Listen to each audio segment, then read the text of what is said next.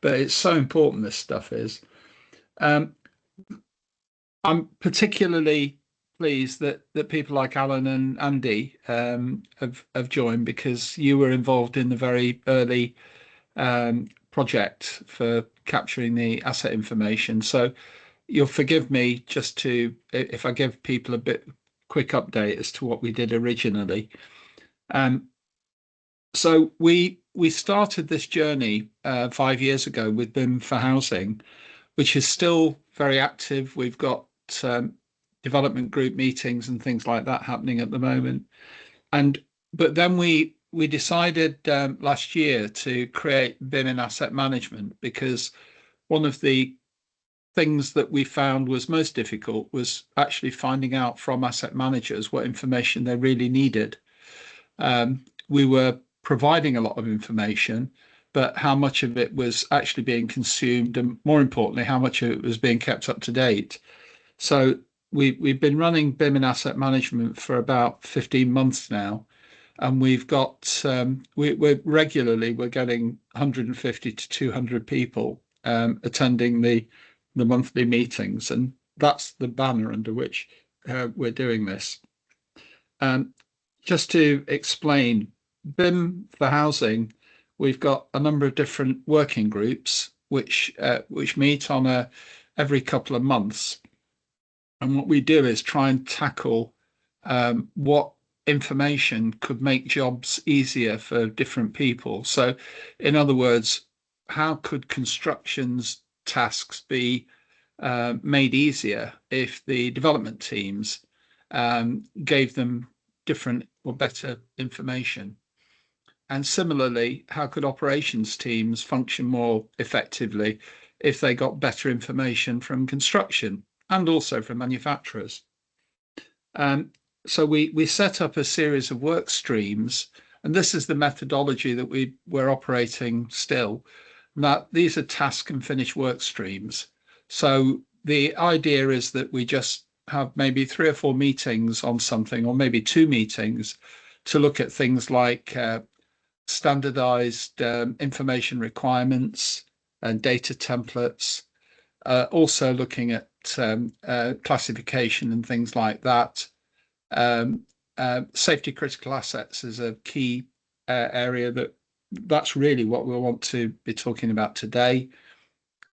Also looking at carbon and data libraries and things like that.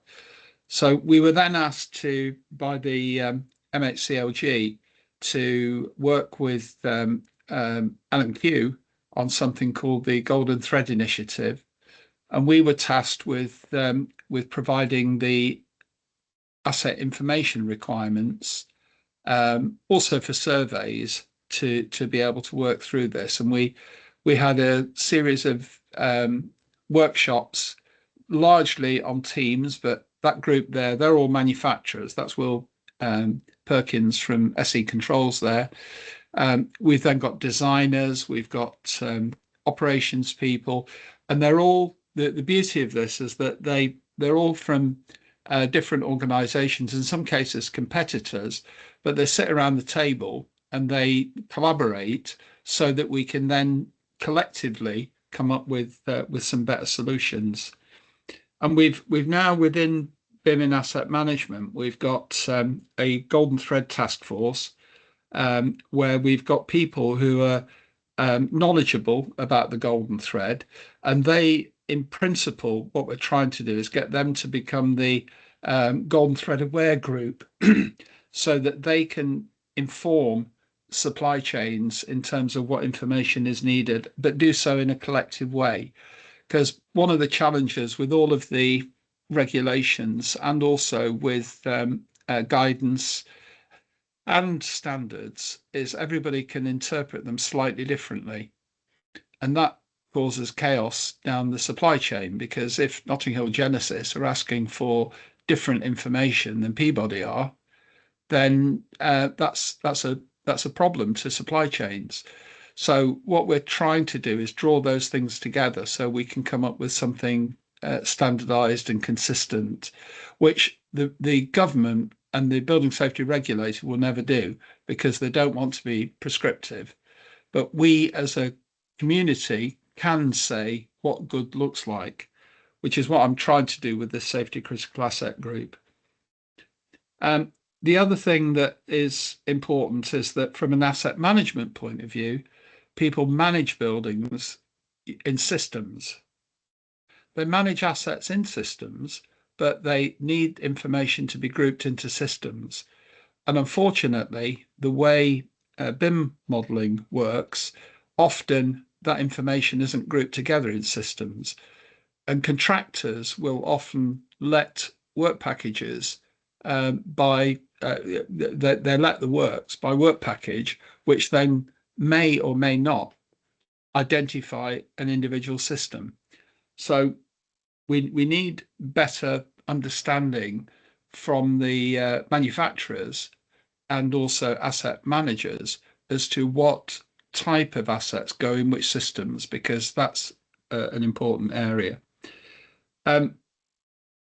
What we're looking for is to also look at this from a point of view of regulations, because one of the big drivers is making sure that things are easily findable, particularly with the new gateways, but not just that. This is for building control. And one thing that's become very clear to me over the last couple of years is how few organizations have information about the right fire safety information. So Regulation 38 of building regs is seems to me to be one of the clearer ones, where they actually say that you need information on some specific asset types. And what we're basically doing is providing a way that the information can be audited by client organizations when they're receiving information from a handover perspective, not just new build, but on an ongoing basis. They should be holding the information about what the asset types are for things like AOVs and sprinkler systems, the individual asset IDs, the locations, what system or circuit things are in, the manufacturer's product information. Ideally, I would like that to be in a machine readable format and a standardized format that we can use, but quite frankly, that seems a bit of a big ask at the moment. So the baseline should be that you've at least got the product reference and the data sheet for it, even if that's a PDF. We want to know the installer's name, if it's appropriate, the commissioner's name, the inspector's name, and then moving on from that, who's maintaining it. So those are things that we think are important. And then when we've gone through things, we've realized that actually a lot of these assets have got sub-assets. So for example, an AOV might have a smoke detector, might have actuators, and therefore these in themselves we need the information on as well. So that's principally what we've been doing. What is key is understanding that asset teams need different information. So you might have somebody that's carrying out repairs and small works. They will need a certain level of detail that is perhaps more than the compliance team. But the compliance team possibly just needs to know that there's a proper certificate there. That's the asset team. They're probably going to be more involved in life cycle replacement in many cases. So they also need to get information on condition, and safety managers would need different information again. So what we're looking to do, what I'm trying to do today, is to see if we can identify some people who are willing to become asset type champions, and maybe several people could be. I was talking with Stephen Gore this morning, who's an expert in dampers, and if he can pull together a few people that are similarly knowledgeable, either from a manufacturer's perspective or an installer's perspective, then we can then build out the knowledge that I'm going to ask Stephen to just repeat some of the things he said to me this morning, because it's tremendous. And I think that's what we need to have. So if you're interested in being a champion because you're knowledgeable about a particular topic, if you wouldn't mind putting just champion into the chat, that would be useful, because then we can come back and explain to you separately what we're actually trying to achieve from that. We're really just trying to raise the bar and make it so that this won't be an onerous thing. It'll be basically reviewing some of the work that people like Alan and Andy contributed to, and Stephen contributed to a couple of years ago. Just to explain what that was, when we were talking to people about fire doors, for example, we talked to asset teams and they didn't really know what to articulate. They didn't know how to articulate what it was that they actually needed to know about AOVs or cavity barriers or fire dampers. And therefore, what we did, we ran a series of workshops where we got people to actually tell us what they knew about a particular asset type and what information they believed was needed for different purposes. So when I say for different purposes, here, for example, this is breaking down. Sorry, I know what's going on here. Sorry, bear with me 1 second.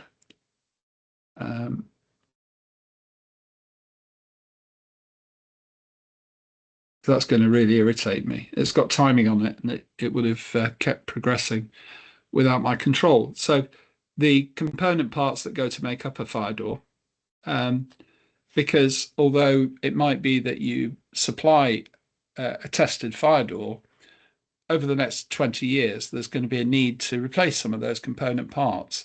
And therefore, we need to identify what they are. We started by saying what risk does a particular asset mitigate. The purpose of that was driven by the regulator because the HSE were involved in what we were doing. Also, what do people do to a fire door to stop it from being operational? And that was really helpful. So, for example, something apart from propping things open and maybe the fire door closer being disconnected or something like that, there's also things like painting over it that I certainly didn't understand that was an issue, and that's where that knowledge comes in.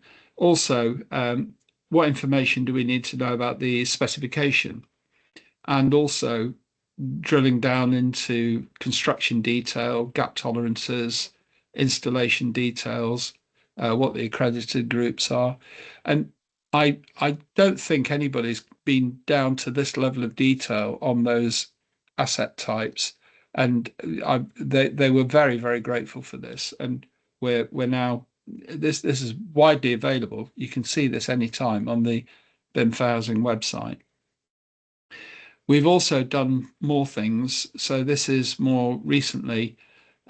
We've had over 100 people have inputted to this, which is standardizing the way fire door inspections should be run, with examples. And we're just issuing now one on fire dampers and fire stopping. So that's the sort of quality of information that we're putting together. And then as far as the BIM in Asset Management Group is concerned, and the Golden Thread Group, what we're trying to do is make it so that we can understand how individual assets can work as systems. So that's part of the Golden Thread process that we're operating. And to say that these component elements all need to be able to work together, and be able to then see that in a joined up way. So, for example, it's all down to maybe a fire breaks out in your kitchen there, it's generating smoke, And one of the key things is to stop it from getting into that stairwell. And the means to do that, there's a range of different measures that are in place. Compartmentation is probably one of the key elements. And therefore, you've got a series of things that go to make up the compartment. And the fact that the fire doors may be perfect, Nick, unless the penetration seals are working properly and the dampers are working properly, then to an extent you may as well not bothered. You also need to make sure the smoke control system is going to work, and the detection system and the signage systems are all operational. And to achieve that, what we need to be able to do from an asset management perspective is bring together the specialist information that, for example, is being done with fire doors, and then connecting that back to product information, but also looking at that from a point of view of where is that asset in the building and what spaces is it protecting, and do so in such a way that that asset, not product, but the asset, because that door is going to be there for the next 20, 50 years.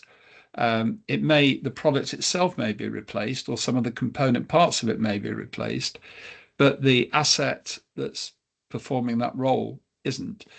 And therefore, if people are doing inspections using a range of different software applications, we need to make sure that they are collecting that information together in a coordinated way, so that we've got that. So I'm going to stop there now, and just open up to the discussion to see whether people agree with what we're trying to do.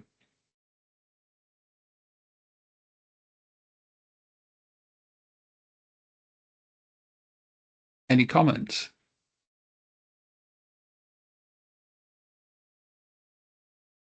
Stephen, would you mind just giving a bit of a summary of what we discussed this morning in terms of the need for maybe the control system, for example?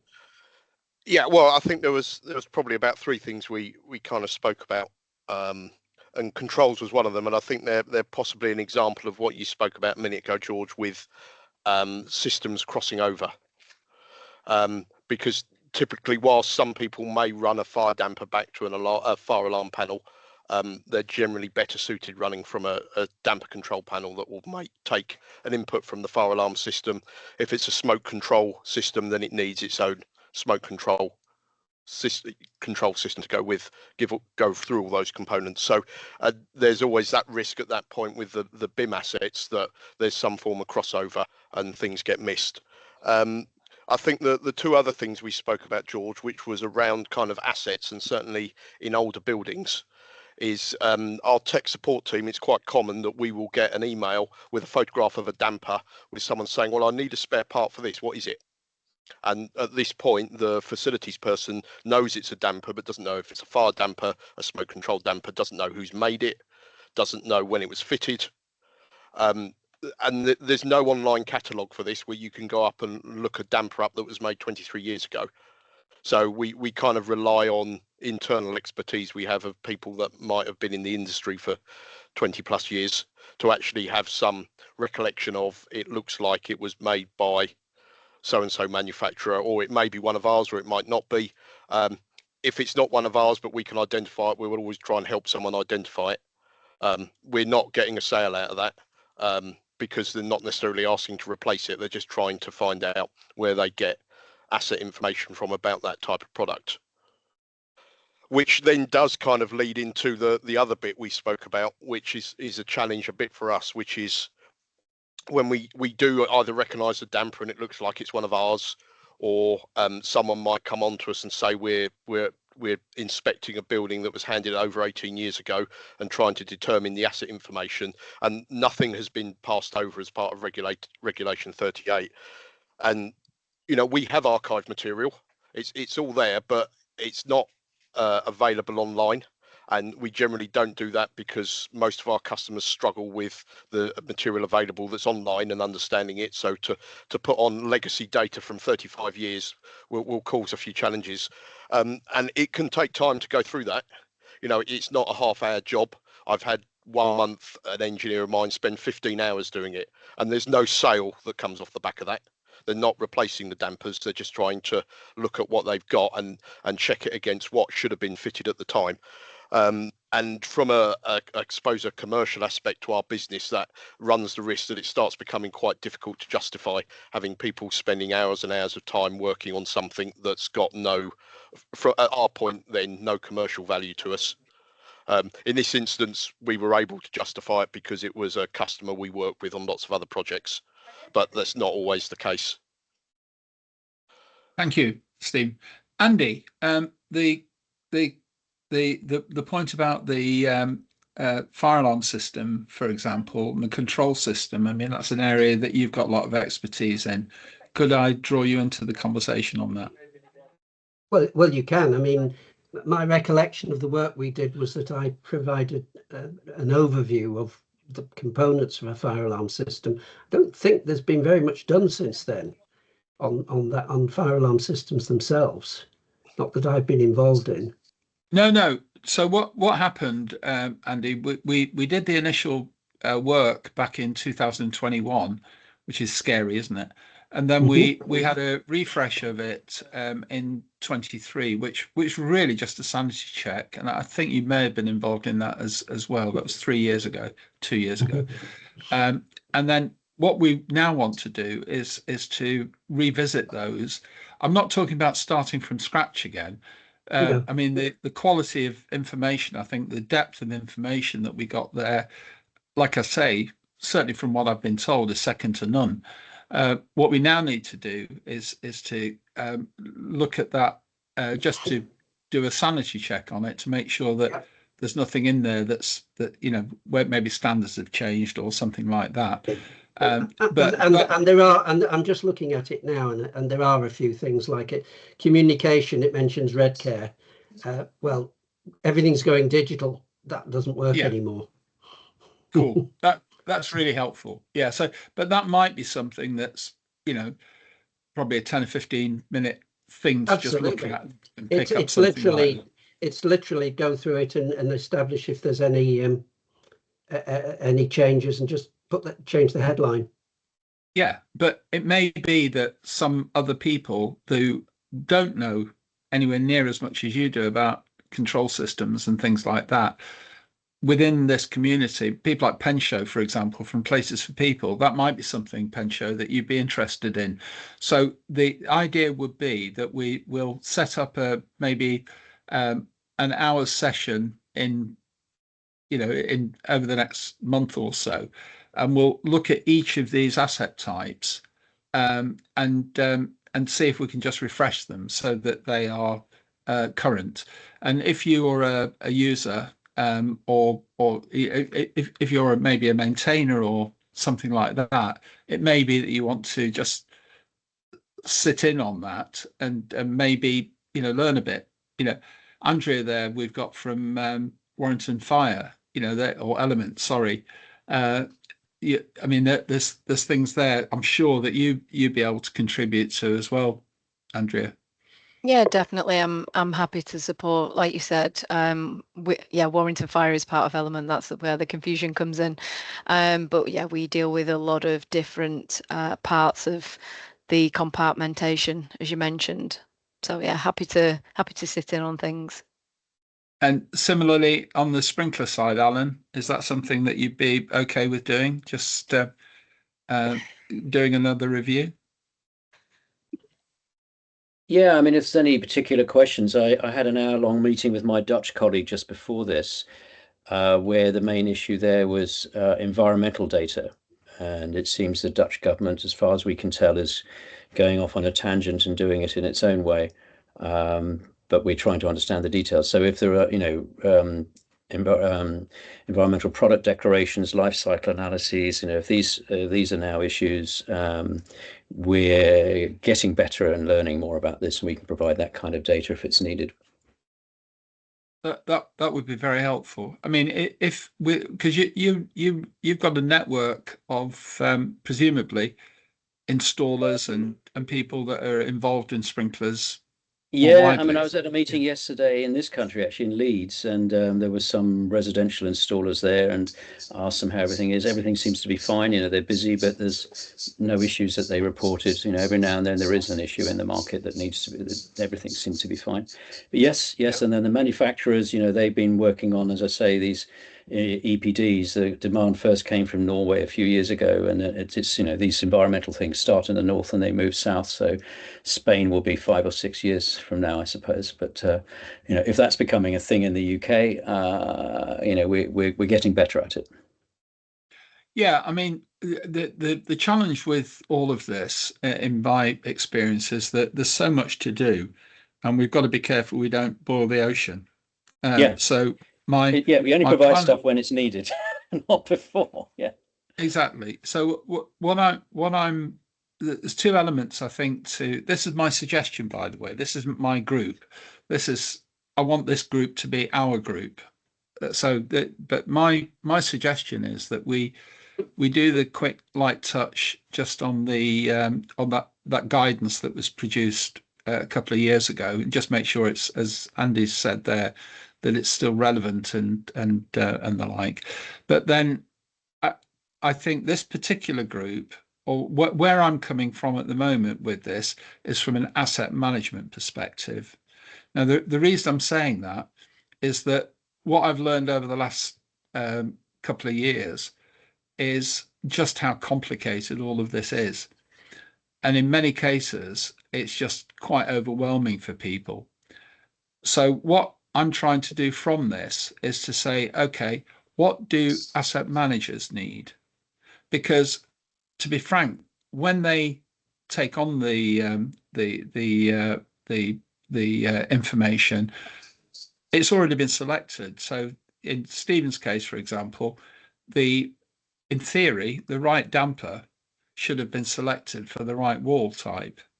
So therefore, they shouldn't need to go back to test evidence and information like that to be able to arrive at that, because that's beyond the capabilities of asset teams.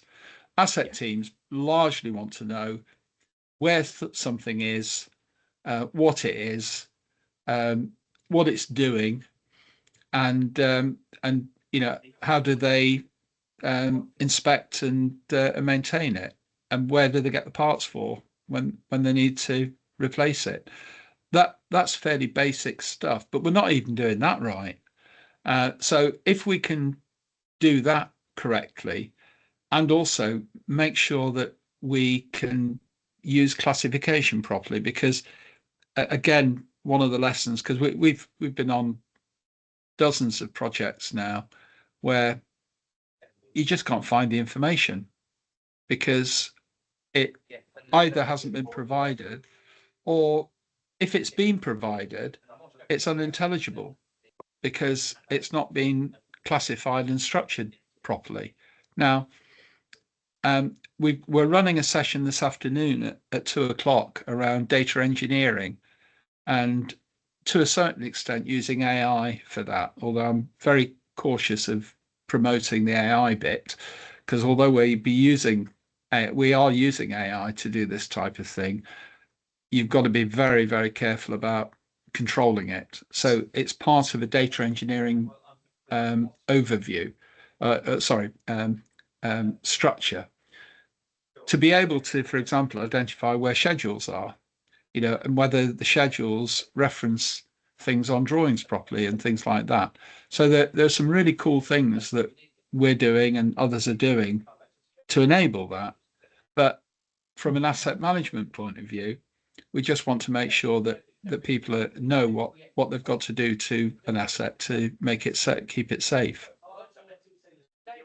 George, can I just ask a question? Because as you know, I used to work for the defunct ISG for many years, and you remember our colleague Jack Dearlove was heavily involved in this. But is the ultimate aim of this a sort of two-part way for asset managers, of getting to a point where they could walk around a building with either a phone or a tablet or even sort of the glasses, and actually look through the wall to see the asset that's there if it's hidden, or look at the door, and actually all that asset information spring out. And so that's in the field, but then also sort of in the head office, there's that functionality to look at what they've got in the building, outside of that standard maintenance regime.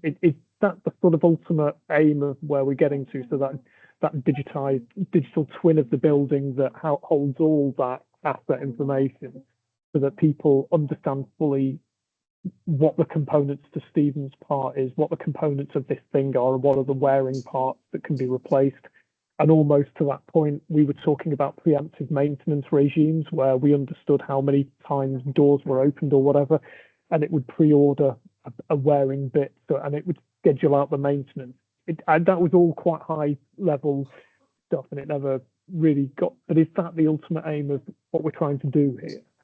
Okay, so the answer is yes, but when you say the ultimate aim, the way information is presented needs to be appropriate to the person that's actually carrying out the work.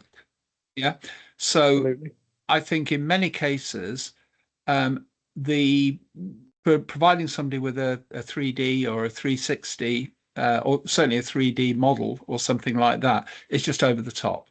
It would completely overwhelm most people. And that's not because asset managers are Luddites. It's because they probably just want a simple 2D representation to be able to identify things.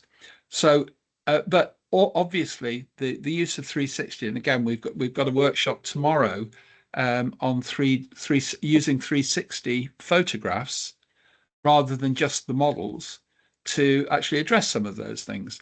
So we're very much into being able to pull this, but the fundamental thing has to be right, and that is we need the basic asset data. We need information, what's connected to what, because often what's connected to what isn't going to be in your 3D model, right? It'll be unfortunately, because that's just the way models are created. If you've got something that's maybe connected via a schematic, we need to be able to hold those relationships between things as well. But yes, very much so. That's where we're going with it, Nick, ultimately. Okay, yeah. Thank you. Any other comments? Is there anybody on the operational side who could contribute what they might like to, maybe some experiences that you've got? Don't know if we've got any. Paul. Yes. Good morning, George. Sorry, I missed the beginning. The asset register, asset tagging is key, and I don't believe you can actually start that until you've got the evidence, which is where the 360 camera and the photographs come in. Yeah. So once you've got that information, you can then go, I didn't realize that was there. I didn't realize that was there. And that is the starting point, I believe, for your start of your asset tagging. Okay. Yeah, that's good. In fact, I could show an example of that we're doing on the Golden Thread task force. Just for a moment. So let me just do that.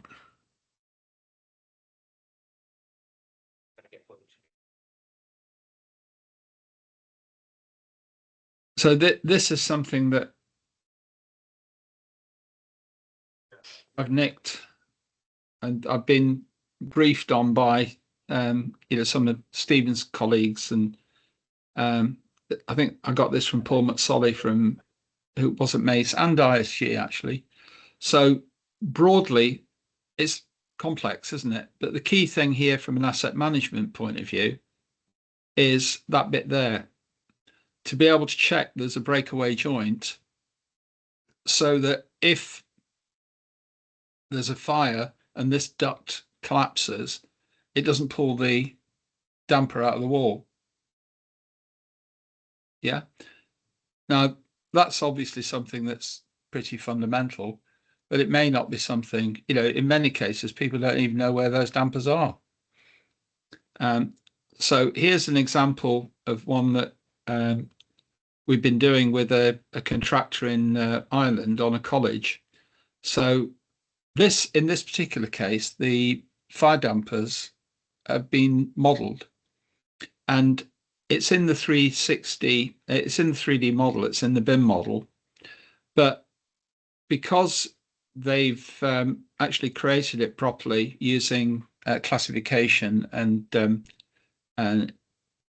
standards, we can then have a schedule of where all those fire dampers are in the building, all those assets are in the building, and you'll see they're all classified by Uniclass, which makes it a lot easier to glue everything together. We've got the list of fire dampers there. There's 11 different types of fire damper in this particular college. And then we've then got, sorry, apologies, clumsy. We've then got a list of the individual fire dampers. In this case, they've used Lindab fire dampers.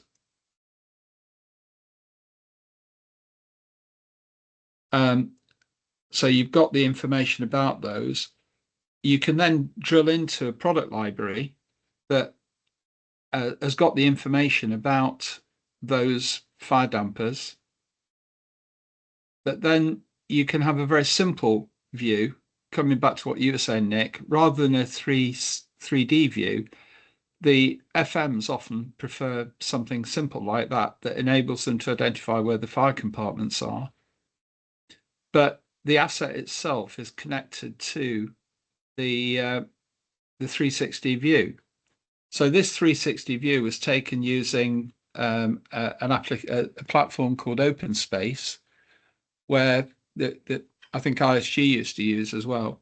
And there's lots of systems like this now in construction to be able to monitor quality. But what we've got here is a connection between the 360 view, that asset, and the asset data that was provided through the BIM model, through schedules. And that interrelationship doesn't require the 3D model to be finished. Now, I'm not suggesting that 3D models shouldn't be finished, but in practice, in the industry, there often just isn't the money to get the final bits put in, because the way we procure construction often means that the installation contractors, they're probably just working to schedules and drawings and things. They don't have the they don't have the commission, the funding to put it into a BIM model. So therefore, the BIM models are often only 70% complete. Everybody thinks that it will all be in there, but they don't really think how that's going to happen. Whereas the 360 photos, by nature, those are the completed areas. And then we can also then tie that back into the manufacturer's details and also the documents. So if, for example, you've got the test certificates, rather than the test certificates being provided on every single project, and also the O&M documents, that can be added to a product library that then makes it easy to find. So this can all be delivered using COBie. And you can also record where things are. So this is all now industry standard stuff. The information is we're using classifications which are industry standard, so everybody should be able to read that. The key thing is getting the original data.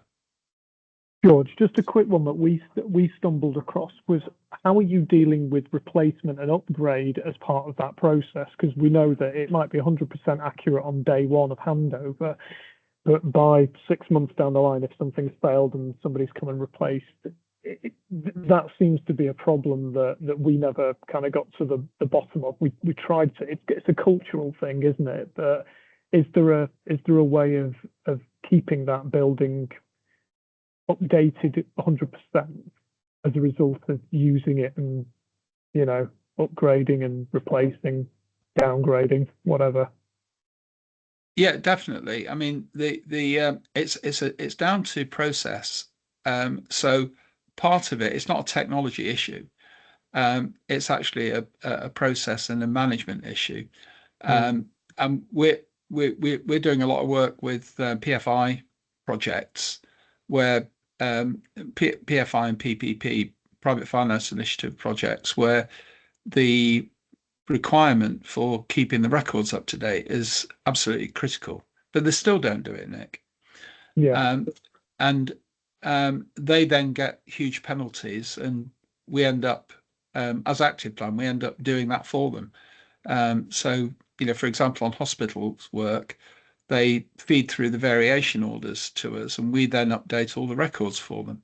But, you know, it doesn't have to be like that. It can actually be done through proper process. But the critical thing is to actually make sure it's done. Yeah. Because, as you say, you know, in the first 12 months after handover, quite regularly you'll have 30% of the assets swapped out. But you don't need to update it in the models. That's the important thing to recognize. It's the data, it's the asset data, and that can then be connected back to things. So yeah, I think that's an important area. Can I throw that out to the group? I mean, Margaret, how would you see information being updated during the operational life of things? Do you mind me just drawing you in on that? Absolutely. No, thank you. I put something in the chat earlier on just to say I have a history of checking lots of O&Ms and health edu files, CDM, you know, that sort of thing.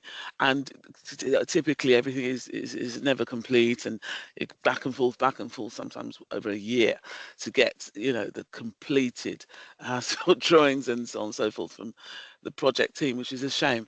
But as you say, it is absolutely needed in Operation Amazing Zone and UCL. We have a 60-strong DLO internal team, plus term contractors as well, who need that information from day one, and it is a struggle.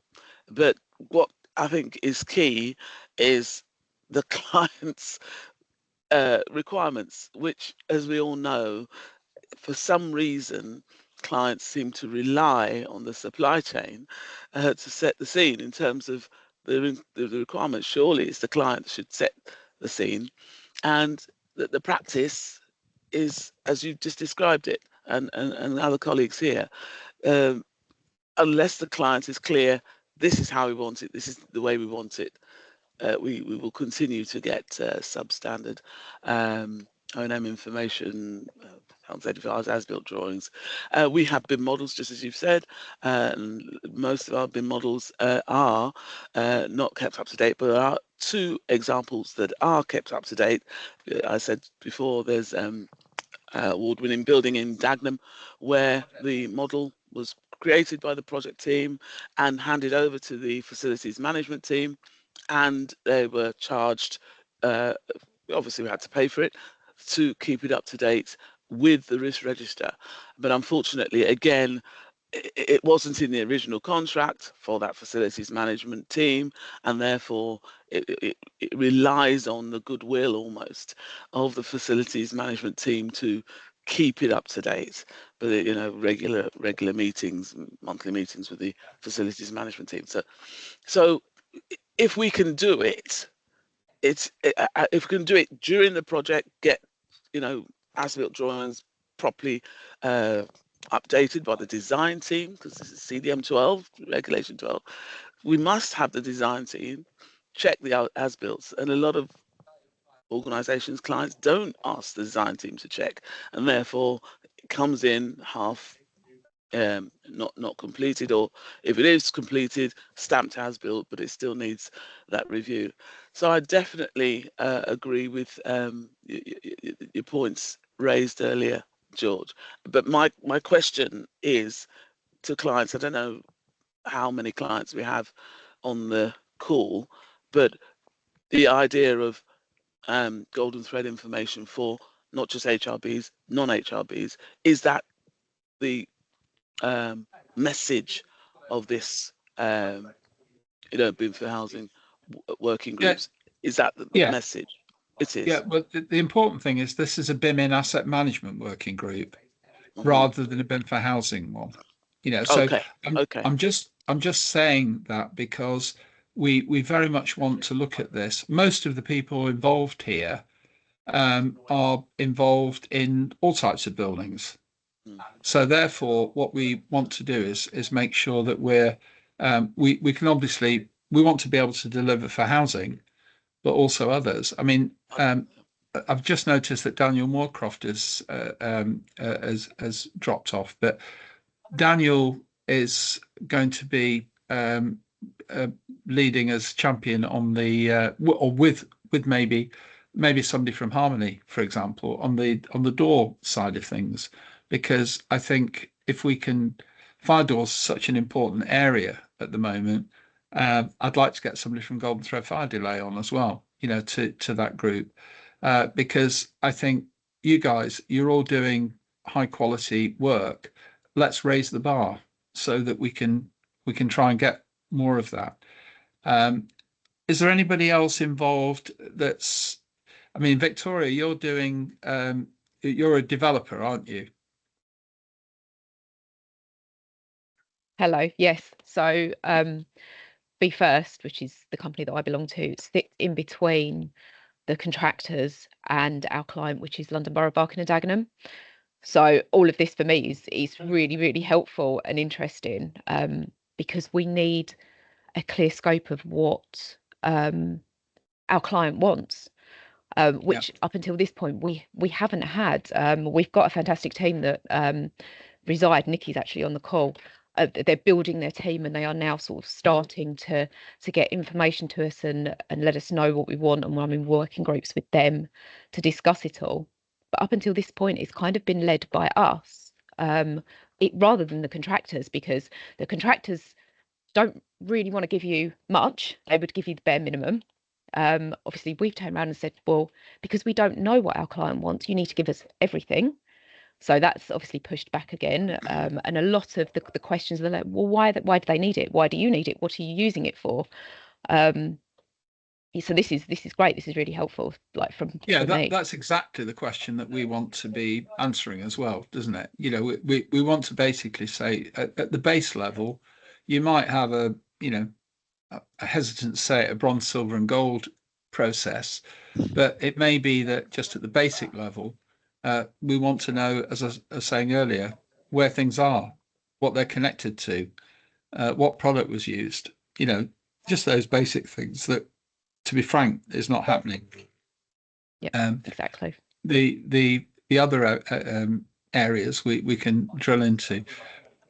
Fraser, you're, I always get confused. Is it Fraser Robin or Robin Fraser? It's Robin Fraser, actually. Yeah, it's our weird way of putting our emails together at Belimo. You're not the first to be confused. I knew a Fraser once, but let's not go there. Yeah, so you're a manufacturer of component parts that go to make up assets, aren't you? Absolutely, yes, we are. Yeah. So we're an actuator manufacturer supplying Steve amongst others in the UK, well, worldwide. Yeah.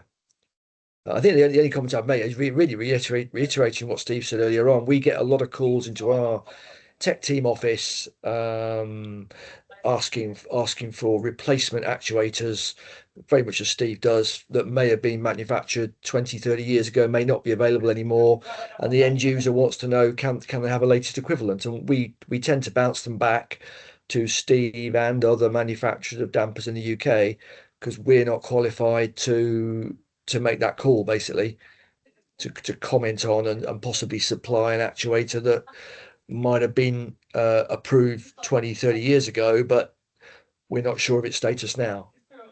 So that's the only comment I would make from a Belimo perspective. Yeah. So one of the things that we're trying to do, because we're not trying for this group to solve all the issues. What we want is for this group to be the expert group on safety critical assets that can then ask for support from some of the other groups. So, for example, one of the things that we're looking at here is stuff called taxonomy and classifications. So that is really the way in which you can find things. And if we can standardize that, that's going to make the job a lot easier, because we can then make it so that the information is much more easily tracked down and then kept up to date. The challenge is that there's a whole range of different classifications, all of which are relevant, all of which have been put together for a particular purpose. But if we can relate, let's say, for example, a fire door or a fire damper, and we can classify it properly from an IFC perspective or a ETIM perspective. ETIM is the wholesalers classification system. Then we've got NRM, we've got Uniclass, we've got GS1 that's evolving now.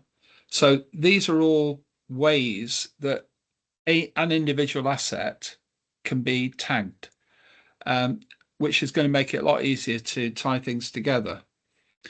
Also, one of the other things that Matt Wilkie, who's leading this particular initiative, is looking at is how we can make it tie back to some standard information sets. So in other words, how buildings are classified, how assets are classified, and the detailed information about what goes into them as well. So if you're interested in getting involved in that, then my suggestion, you don't need to get involved in a deep dive and do all the work, but if you're interested in certain types of assets, let's say, for example, those, could you just put in the chat any that you would like to attend or a workshop on, which will be led by somebody that's a champion in that area. So maybe put in the chat if you're interested in AOVs or dampers or fire doors or fire alarms, and then we can build that out. We've got a series of sessions over this next 2 days that we're going to be engaging with more people. So if you just pop down that, we'll make you aware of when we're actually going to be doing those individual sessions. In fact, probably what we'll do, we may actually do a doodle poll to say when. Yeah, sorry, George. Yeah, I think probably the best way of doing that, just put in the chat, what are we going to call them, George? Round tables? Yes. Right, put in the chat round table. Yeah, and then we will send you a doodle poll thing, and you can tick which ones you want to attend. That's probably the easiest way, isn't it? When we've actually got dates for them, and you can see which ones you want to attend, because we'll be putting this out to the wider community as well anyway.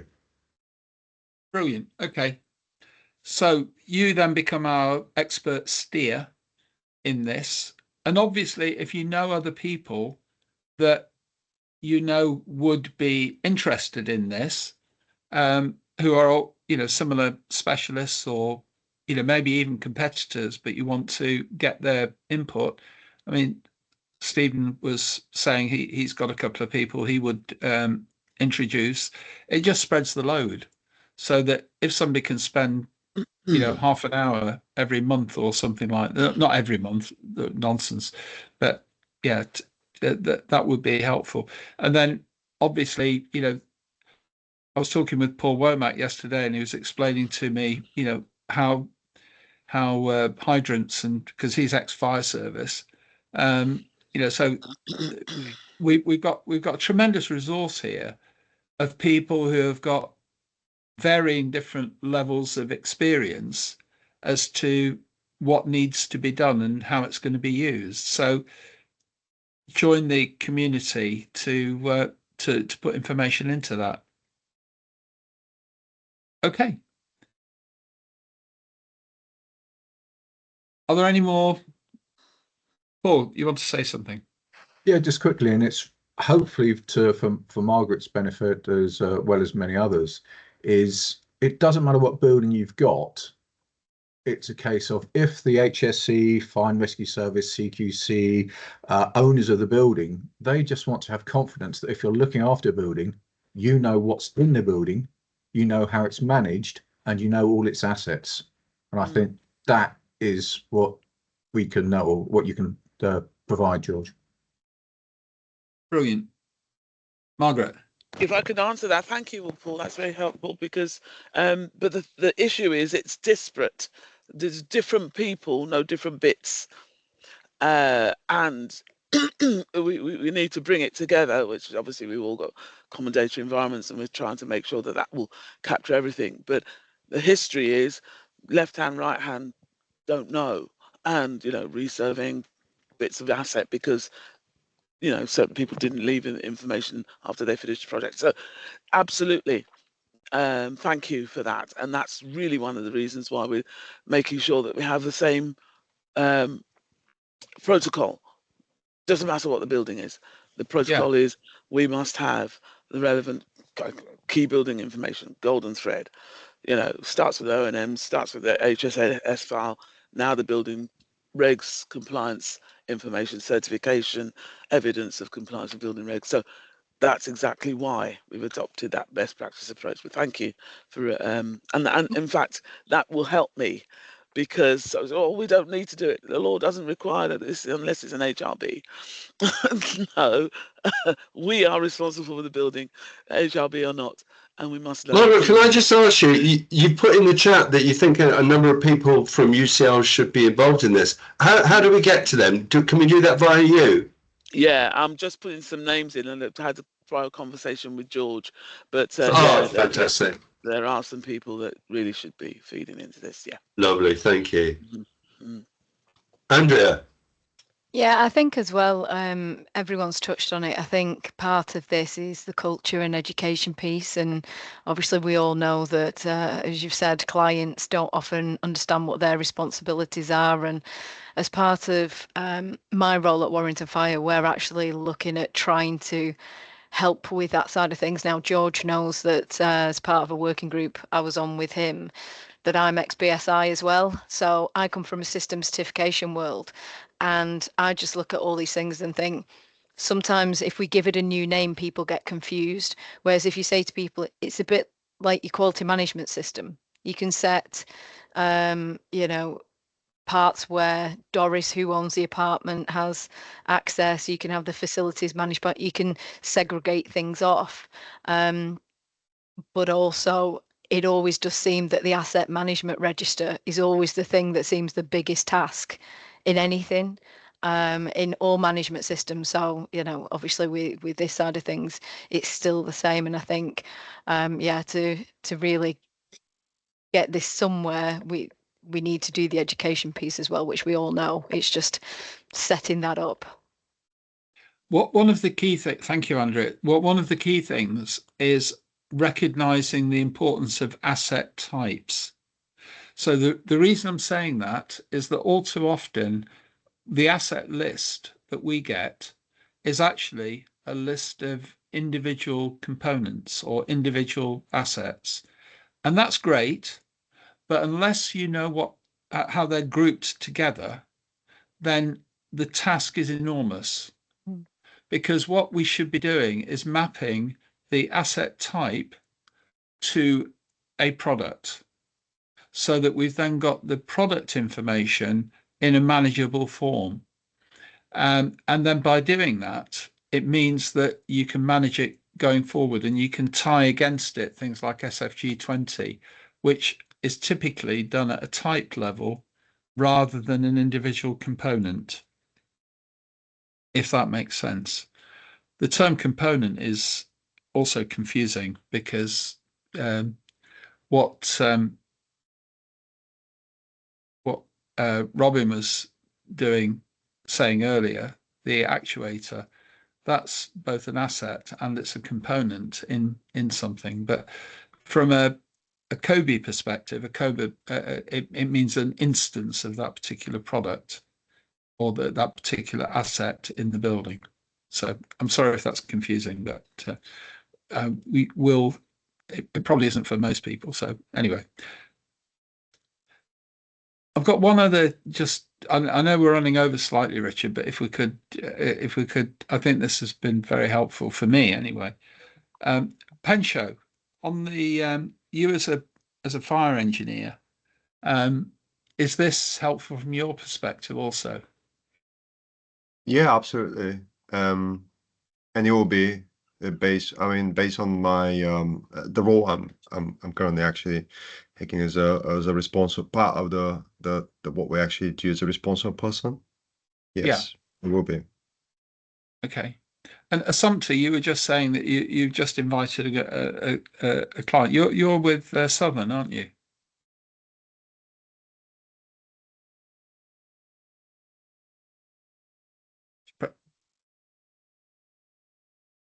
Okay.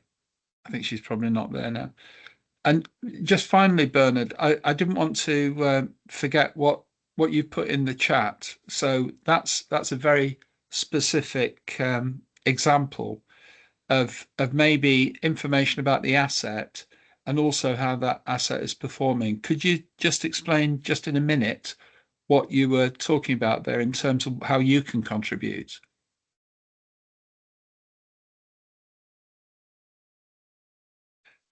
It's always a problem if you call out to people, isn't it?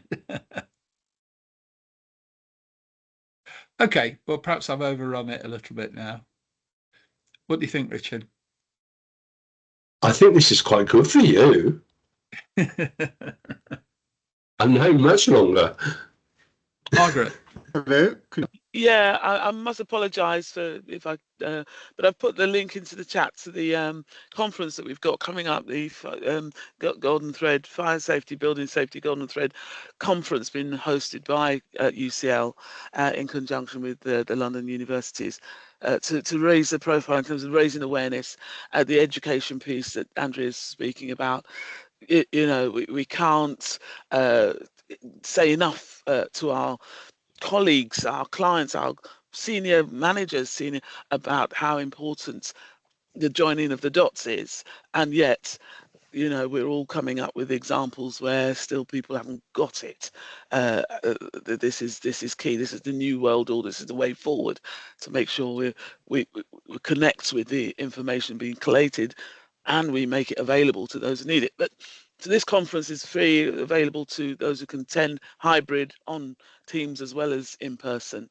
Dame Judith is a keynote speaker, and also Grenfell Inquiry, Professor Joe Sabers, Grenfell Inquiry expert witness, UCL head of department. But basically, very, very welcome to, if anyone here feels it will be a useful conference to attend and contribute to. And we're really looking forward to George bringing in some of the survey information that's come out from your work and raising the profile, if that's okay with you, George. I hope you don't mind me saying that, but raising the profile of this great work, because it is so necessary to make sure what we're doing counts for the information that we collate on our buildings and make it available to those who need it.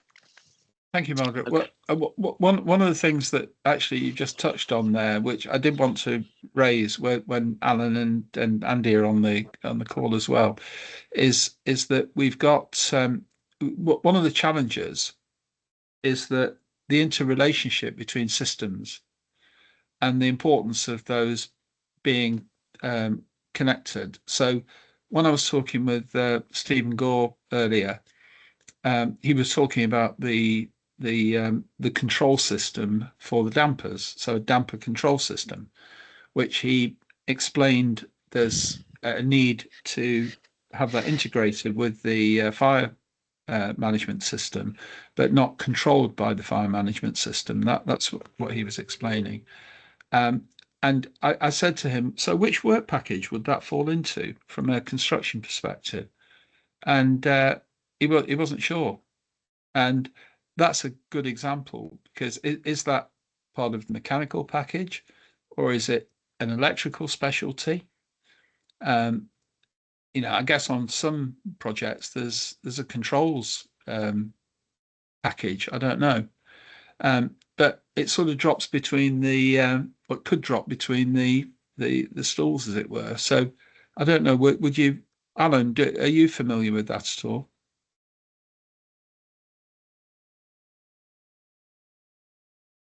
Or Andy? No, I'm not. No, this is not something I ever deal with. And as I say, we have an association, and so I think the way that it works with sprinklers is it's not handled by the sprinkler industry at all. None of this. It's I don't know who does it, if anybody. I mean, they basically they get contracts to provide a service, and it's very much that way round. They will say that you should do maintenance, and they say that mostly they do get contracts to do maintenance, so they will remind their customers, their clients, that maintenance is due, and they usually do it. But that's it. There isn't any other, that I haven't heard any other way of this is approached. But the sprinkler system presumably would be connected into the fire alarm system, wouldn't it? Well, when it goes into alarm, it generates an alarm at the panel, at the fire alarm panel. Yeah, so that's what I meant, actually. Yeah. Yes, sorry so if I does that. I mean, we would. It's not always so sophisticated that that those outside the building or elsewhere would know that it was a sprinkler system had gone into alarm. So you appreciate that if a fire alarm goes off, the fire brigade doesn't always turn up, especially not in, as I understand, in residential buildings that don't always turn up. They want to know that there really is a fire. If the sprinkler system's gone off, there's either a fire or you've got a leak. So somebody needs to turn up. But that level of sophistication, what I understand, isn't always there. Sorry, going on from that, and this is part of your asset list, is knowing where the stop valve is to shut off the water supply for sprinklers and everything. Yep. We had a discussion about that yesterday, actually, with a number of fire officers. Do they know on the buildings where to find them? In theory, they should all be well marked, but that isn't always the case, or it's in a building and so it's locked in a cupboard somewhere and nobody's got the key. Yeah, apparently. It gets expensive when the fire brigade use their own size 11 keys. Yes, yes. Right, listen, George has got 2 more meetings today, and I want to save his voice. Very good. George, did you hear me when I gave my answer or not? No, I didn't hear you. Sorry, Bernard. Okay, well, look, very quickly. I reached the age of 68 in May, and I decided to retire from working full-time with Cotraco Ultrasonics to set up a new company to actually offer the service. So instead of trying to sell the technology, I now offer air leak surveys. Actually use the technology and offer the service. Excellent. Okay. So with an air leak service, would that tie into any of those asset types? Yes, hugely, because you can quantify airflow rate through a closed fire door or a closed flat entrance door, and you can then pinpoint exactly where that leak is, and then you can remediate rather than replace the asset.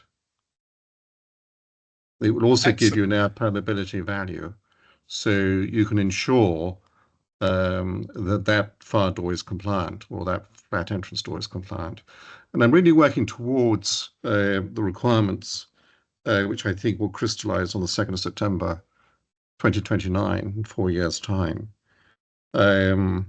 when this obviously will become necessary as the building standard becomes obsolete and we take on the rather more robust European standards in air leakage through fire doors.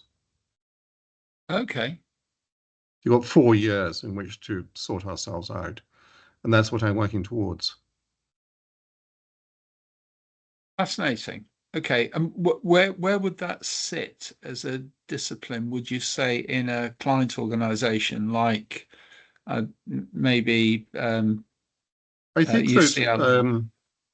I think it will ultimately sit with a responsible person, because over the next 4 years, what I foresee happening is that the visual only inspections are going to have to be complemented with a scientific method to actually quantify the airflow rate, because it is invisible data. You know, we can't do it without the scientific instrument. And you need a scientific instrument to be able to do this, and you need a scientific instrument that's quick, you can do it quickly, and then also it has been verified. It took us 5 years. We started on this in 2020, and it was only on the 22nd of May this year that the instrument, was tested and approved and everything else. So it's been a long burn, but we got there. Excellent. I'll send you a paper. Okay. Yeah, please do. Yeah, please do. So we're going to be publishing when the dates are, and yes, obviously you can elect to come on to whichever ones you think are going to be appropriate. I think this is an education thing as well, isn't it? To get people to understand the value of what you're doing, and also what Coletro are doing. It's a look forward to over the next 4 years, and sorting ourselves out. The last fire I fought was 47 years ago, when I was in the army during the fireman's strike, and my own experience was the number of people who were overwhelmed by carbon monoxide poisoning and who were unconscious. And if we hadn't found them, and if we hadn't rescued them from the buildings they were in, well, eventually the fire would have caught up, and they would have been burnt. And so toxicity is something which, and particularly cold smoke, is something which I'm passionate to try and stop. It's not just carbon mon. I mean, hydrogen cyanide from burning plastics. Yeah, that's what killed the people in Grenfell. Yes, and it's the whole thing. You're absolutely right. It's a whole toxicity issue, which then obviously serving in the army, I was trained in nuclear, biological, and chemical warfare. I did various courses at Porton Down, and the whole aspect of toxicity is something that we soldiers really understand. Brilliant. Okay. Listen, thank you very much to everybody for hanging on. I hope you found it useful. And we've recorded the session.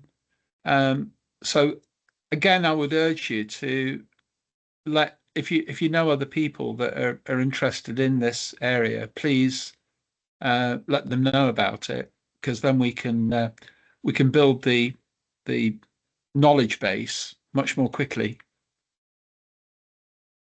Good. Thank you. Thanks, everybody. Thank you. Cheers. Thanks a lot. Thank you. It is. Thanks a lot.